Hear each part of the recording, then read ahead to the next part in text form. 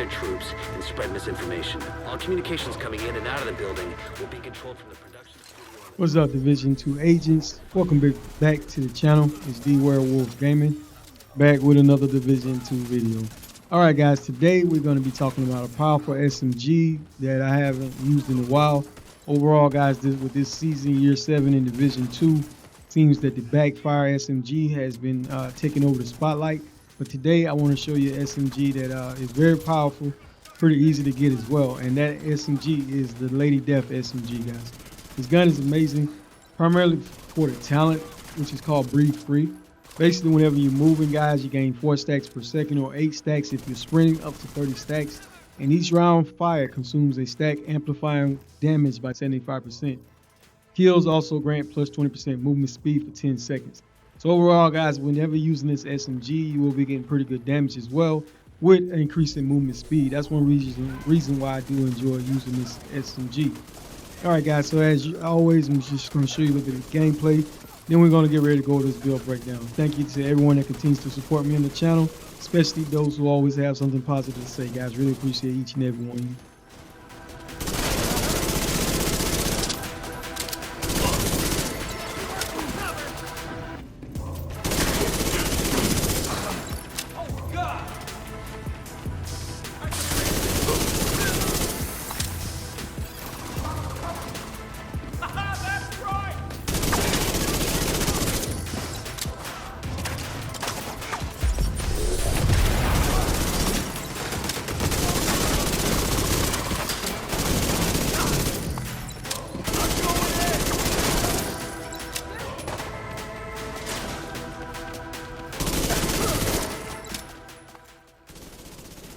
Alright guys, so let's get ready to go with this build breakdown. So the star of the show is the Lady Death SMG, and this exotic SMG can be dropped from any exotic cache. You can also target set your loot to targeted loot. Any location that has SMGs, the higher level of difficulty that you play, greater chance of attaining it, guys. But you do also have the priority objectives as well. Alright, as you can see, gun is fully maxed out, guys, with that third attribute being damage to target out of cover. If you get it without it, guys, you can always reroll that third attribute on exotic weapons. Again, the talent on this gun is what is amazing. Now, the weapon handling the accuracy is pretty bad, but the stability is great.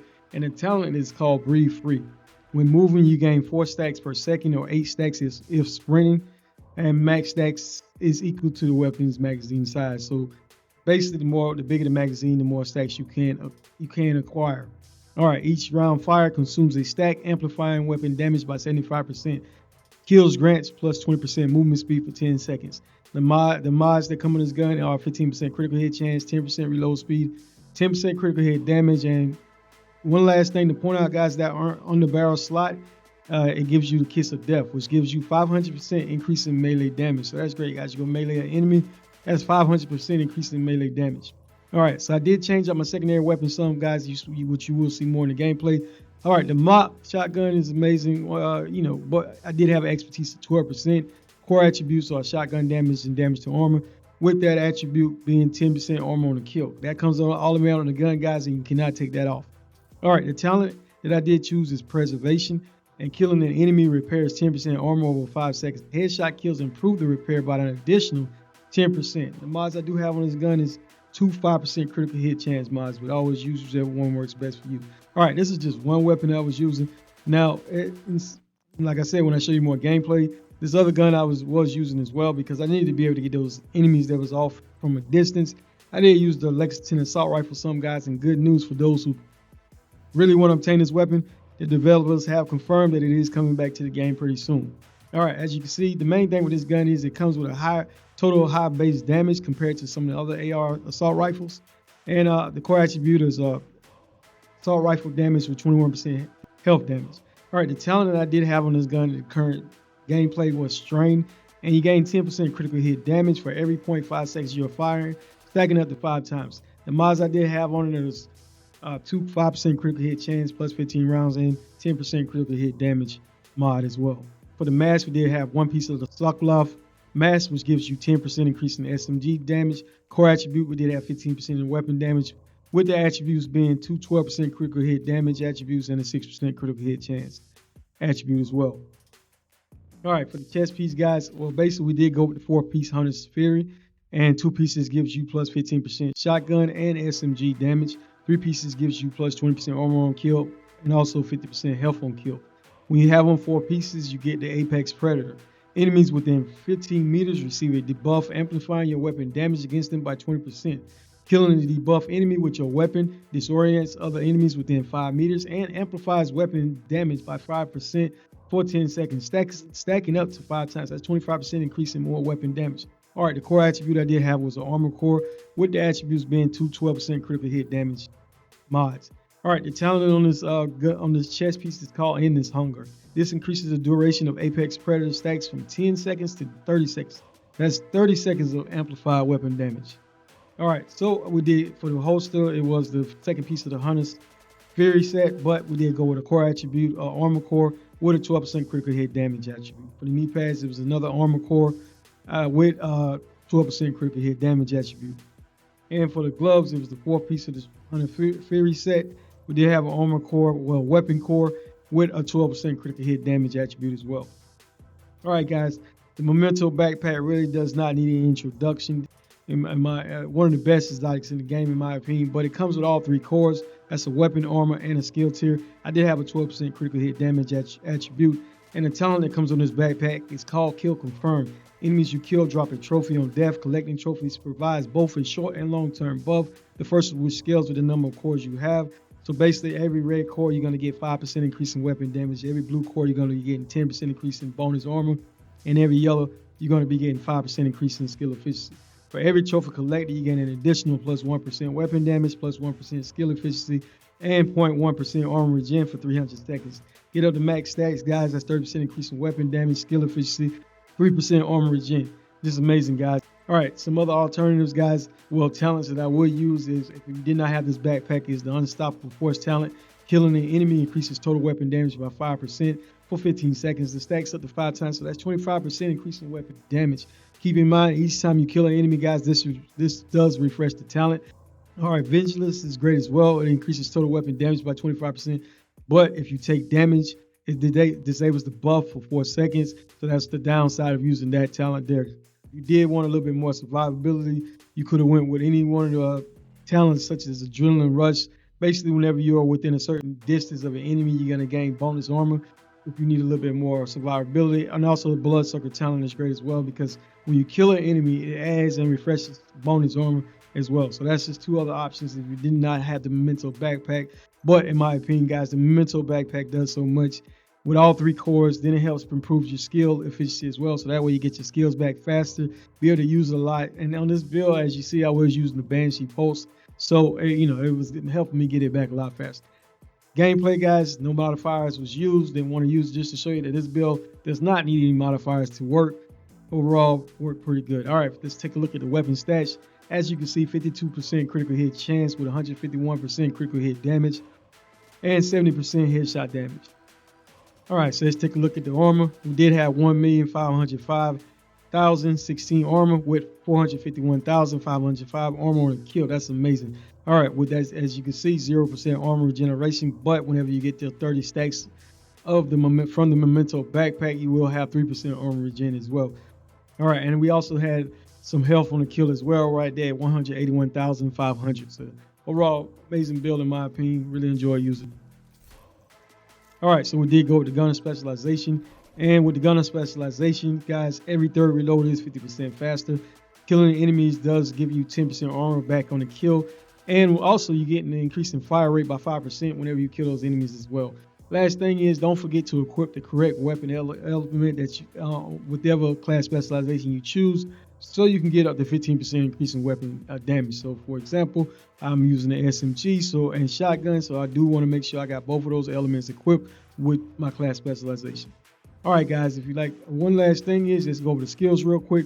So, with this particular gameplay, we did use the Banshee Pulse. And the Banshee launches a forked arc of pulse energy that disorients enemies caught in the wave, and it also penetrates through cover. So it's great to get you out of those situations whenever those enemies are trying to gang up on you. I also did use the Striker drone a little bit to draw that aggro, guys, and do a little bit of damage. And I did use the Reviver Hive as well. That way, if I go down, it gives me a second chance to get back up. As always, use whichever skills work best for you and your gameplay.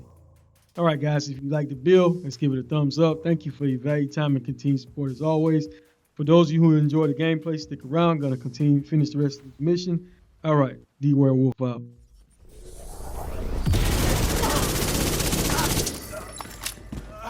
Spread out. Take it slow. They could be in here already.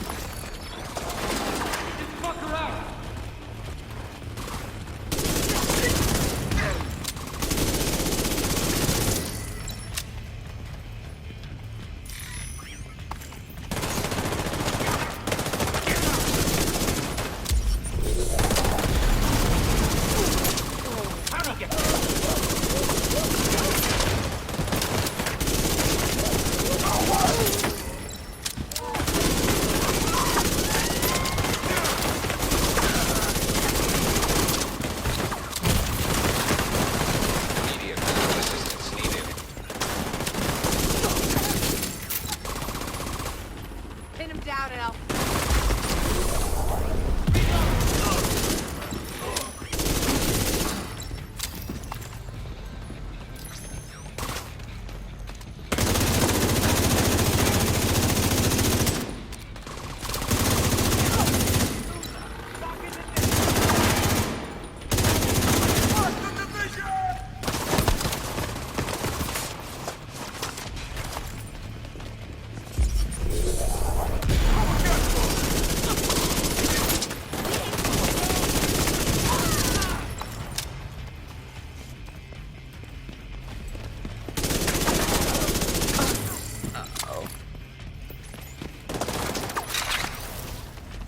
Give up, asshole!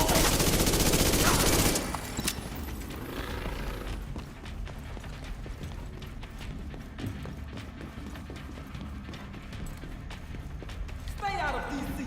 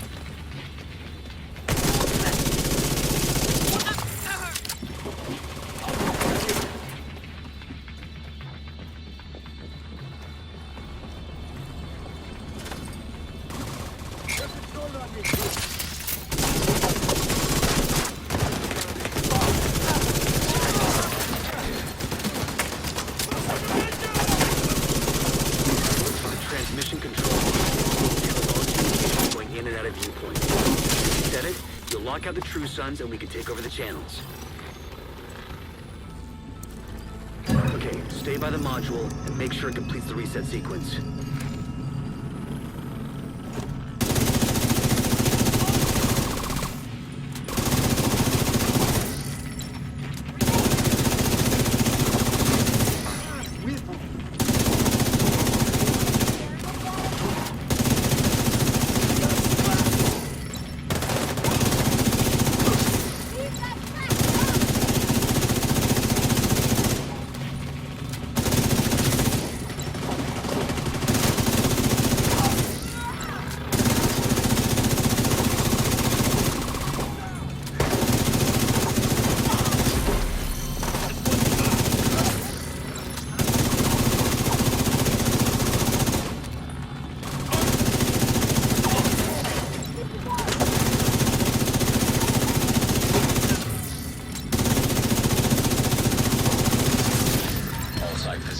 Are reset to default or under direct SHD control. It's good to hear. Our comms are coming online and the True Sons are in the dark. Fluctuations in local power detected. Communications facilities offline. What the hell? I'm seeing multiple hostiles on the roof. They're setting up EMP jammers around the radio mast. System back online. System malfunctioning. Jammer is active. Take it out. Structural integrity at 75%. Agent, you've got to stop close. We need that radio mast. System reactivated.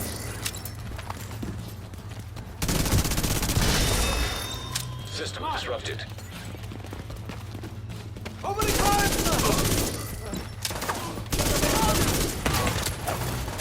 System restored. Electromagnetic charge depleted. Be careful out there. Engaging target.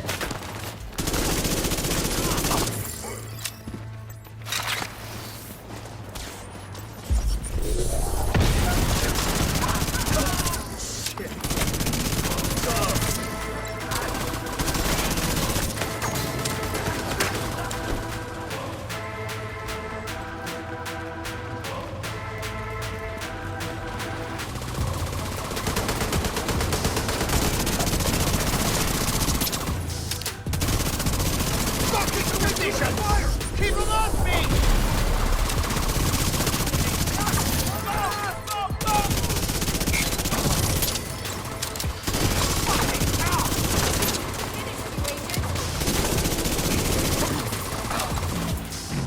I'll set up a turret.